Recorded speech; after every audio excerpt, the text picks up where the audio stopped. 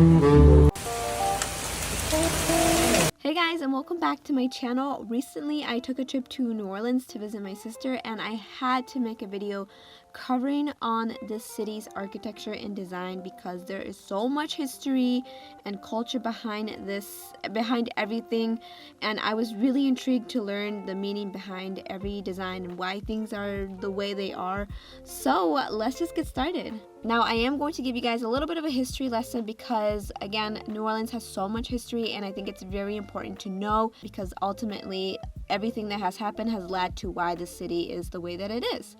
So New Orleans is known to have a Creole culture, and when I say Creole, it means it incorporates both African and European influences.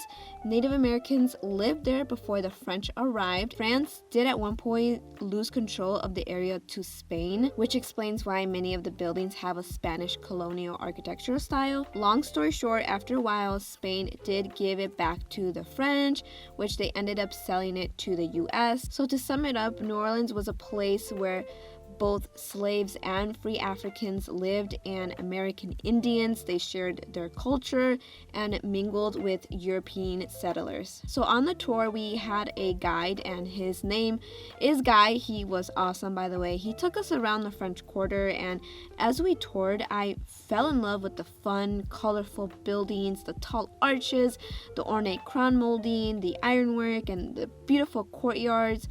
All of the unique characteristics that you are seeing are like all a mesh of the French, Spanish, and Caribbean influences.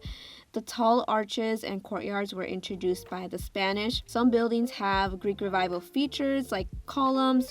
We have prominent doorways, and the French were all about symmetry. So you'll see some of these buildings have the even numbered doors and windows because that's what they were about. And there were some West African features on the metalwork. And to let you know, the city infrastructure was built by enslaved Africans. So that's a little bit on the architecture side. I also want to touch on the interior side.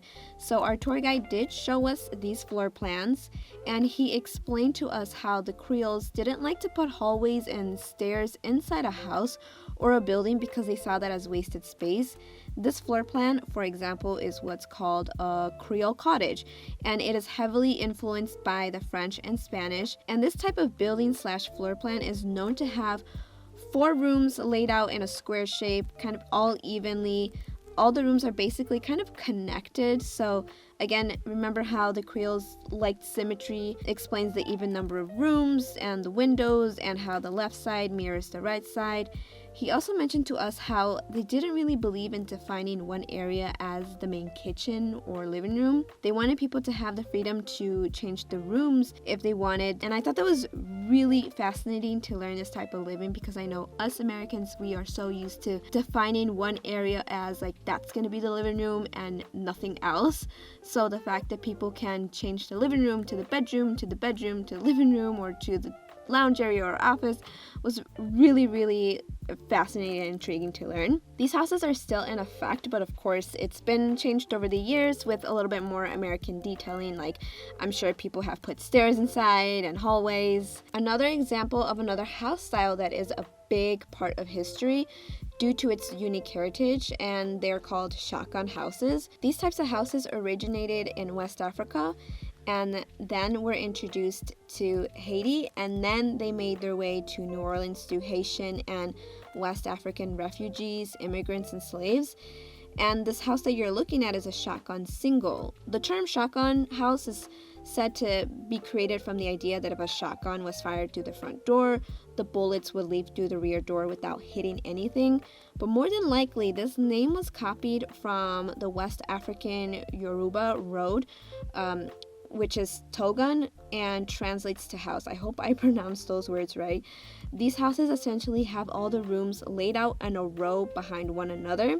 So you pretty much have to go through someone's room to get to the back of the house. Again, they didn't believe in hallways, and high ceilings were very common in these houses to help with ventilation because it gets really hot and humid there. The last floor plan is basically the same as the last one, except it's called the shotgun double, and a lot of people like to buy these types of houses and rent out the other side or have family, other type of family live in there. It's basically like apartments. As we were walking around the neighborhood, I just loved how all of the houses were very different from one another. It wasn't cookie cutter like you see in some suburbs, and they all have different colors, different features, and the style of the build. Some houses have Greek Revival architecture, there's Victorian vibes, Queen Anne, Italiante, there's bungalow. And if you noticed, many of the buildings and houses have shutters.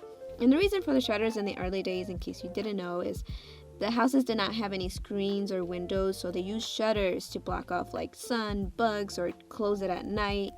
The last thing I want to talk about is a beautiful bar I got to experience while being there, the Elysian Bar, which I think is a great example of like Creole design. Walking into the space, there are stairs that take you up to the hotel.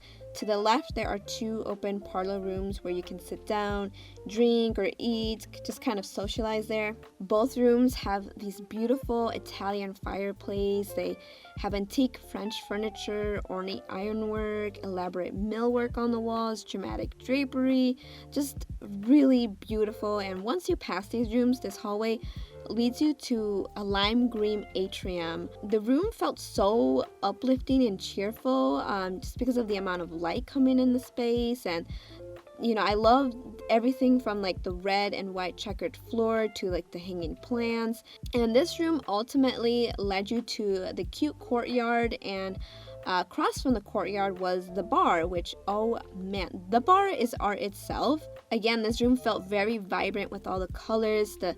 We have a fireplace here to kind of make it a little bit cozy, and it has integrated fretwork pattern, which is carried on the surrounding walls, red mushroom-like ceiling lights. And my favorite statement, or the favorite thing about the bar, was this abstract cypress tree roots that are located behind the bar, like in between the shelves.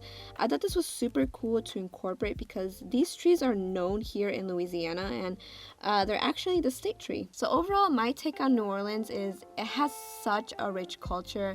There's these beautiful, fascinating, historic neighborhoods, and once you arrive, it doesn't feel like your typical American city. You'll notice it right away. And for those that are into architecture or design, for you to check out this city, and if you plan to take a visit, I recommend eating at local restaurants. Take that walking architecture tour. If you're a geek like me, walk around the French Quarter. And if you plan to experience the nightlife, just watch out for pocket pickers and stay safe.